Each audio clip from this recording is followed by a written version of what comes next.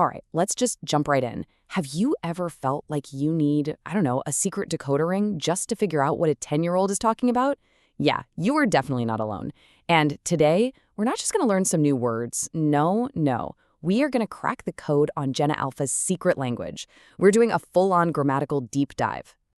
So this whole thing for me started with this text message. My younger cousin sent me this, and I was just completely lost. The fit is skibbity, but the vibes are 6'7". I mean, what in the world does that even mean? Right? Is that good? Is it bad? Is this a cry for help? Honestly, I had no idea, but that's exactly why we're here. We're going to put this thing under a microscope and really dissect this new language to figure out, what's the deal with skibbity and what does 6'7" actually mean? Okay, so to really solve this mystery, we've got to take a step back and get a little context.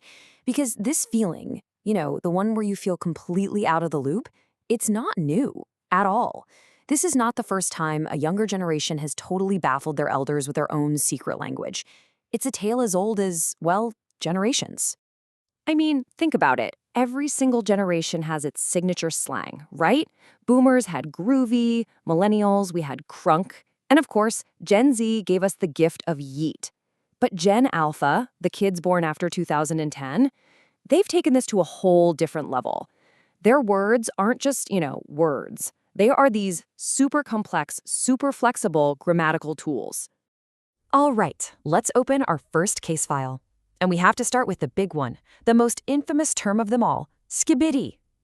Now, you've probably heard it from those wild skibbity toilet videos online, but the way it's used in everyday language, it has evolved into something so much more interesting. So, from a linguistics point of view, skibbity acts as something called a prosentence, or a universality word. Okay, that sounds super academic, I know, but here's what it really means. This word is like a linguistic chameleon. Think of words you already know, like cool or maybe even dude, but imagine it has superpowers that let it fit literally anywhere on a sentence. Just look at how incredibly versatile this word is. You can use it as an adjective, right? That new hat is skibbity. That could mean it's cool, or maybe it's just really out there, kind of absurd. Then you can use it as a noun. If you say, I am the skibbity, you're basically saying you're the main event, or maybe you're the one bringing the chaos. And then, as an interjection, just skibbity, it's like saying, oh no, or darn, it's pure emotion. So, what's the big takeaway here? With skibbity, context is king. It is everything.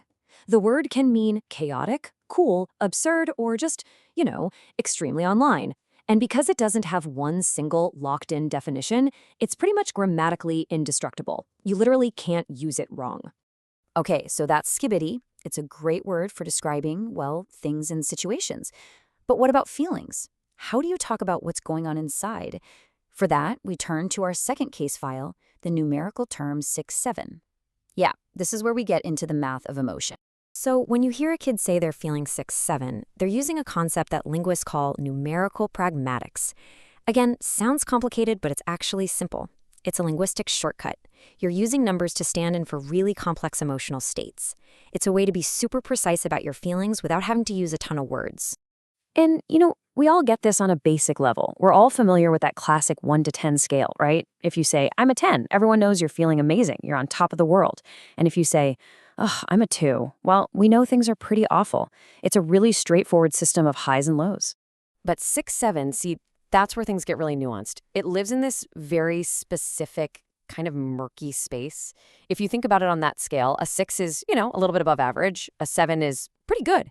So 6'7" is stuck right in that ambiguous zone between just okay and decent.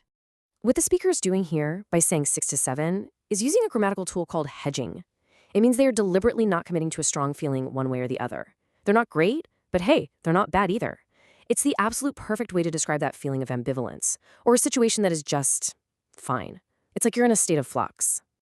Okay, so now we have our linguistic tools. We've got our skibbity decoder and our 6'7" calculator. Let's go back to the scene of the crime. It is finally time to crack the code of that text message. Let's break this thing down piece by piece. First part, the fit is skibbity. Okay, fit is slang for outfit, and we now know skibbity is an adjective that can mean cool or chaotic. Got it. Second part, the vibes are 6'7". Vibes, of course, means the atmosphere or the energy, and 6-7 is that hedging term we just learned. It means mediocre, uncertain, just okay. And there you have it, the final translation. The outfit is really cool and trendy, but the overall feeling or energy in the room is just kind of okay. What seemed like total gibberish at first is actually a perfectly logical, surprisingly complex sentence. It's expressing a really nuanced idea, liking one part of something while feeling pretty meh about the whole situation. So, what's the big lesson here? What does all this mean for the bigger picture? Well, it means language is changing. Like right now on our screens, in our text messages, and it's happening in ways we probably don't even expect. Look, the most important thing to take away from this is that Gen Alpha isn't just mumbling nonsense. They're actively building a whole new grammatical framework to express complicated, nuanced ideas in a really efficient way. So the next time you hear a kid say something that sounds totally skibbity, maybe don't just write it off.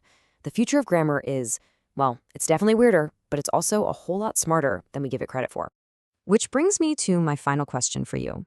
After all this, I gotta ask, how are you feeling today? Are you a solid 10? Maybe you're in that 6-7 zone? Or hey, let's put it on a new scale. From Ohio to Skibidi, where do you land? Go ahead, let that one sink in.